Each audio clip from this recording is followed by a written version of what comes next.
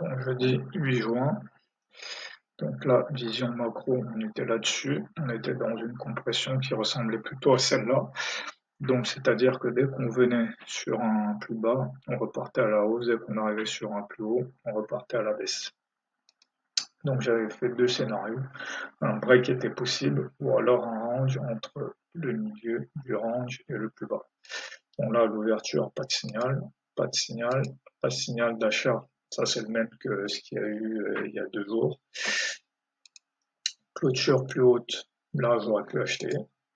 Là, clôture plus haute, encore la signal d'achat.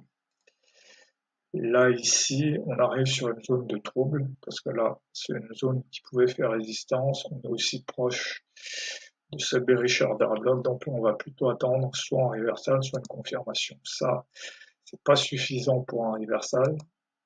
Ça, ici, signal d'achat, on peut considérer ça comme un signal d'achat. Signal d'achat. Là, pause, pause. Là, maintenant, nouveau signal d'achat, stagnation hausse. Là, pareil, Maruka, ça, signal d'achat aussi. On peut rentrer ici avec ici en mi-bougie pour aller chercher AJP. Là, le signal de vente, il se prend aussi parce que 60% des hausses finissent par une baisse. En plus, on a eu une zone de trouble ici, une probabilité de 60 à 70% pour qu'on revienne chercher des liquidités sur cette zone-là. Donc c'est pour ça qu'ici, la vente aurait été raisonnable. Donc là, pareil, on peut continuer.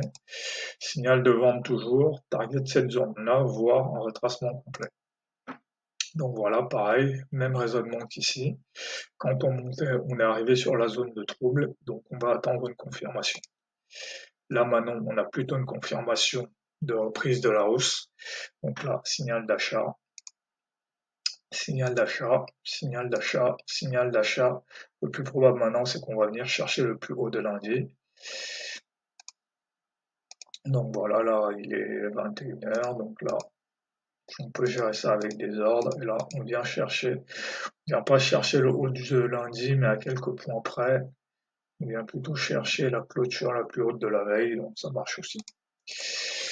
Donc ça fait partie des journées plutôt simples. Et on a 25% de ce type. On monte, on stagne, on continue à monter, on retrace, on monte. Donc là, la seule difficulté ici, c'est de rester concentré après 20h. En fait, c'est vraiment cette partie-là où là, on a un retracement. Donc, c'est quand même ce qui reste le plus probable, 60%. Donc ici, c'est de prendre le signal de vente. Ensuite, ici, prendre le signal d'achat parce que aussi, c'est un retracement à la baisse de 50% et on repart à la hausse. Ça, c'est 70% de chance, probabilité de 70% de revenir au moins sur cette zone-là. Donc voilà pour ce dimanche.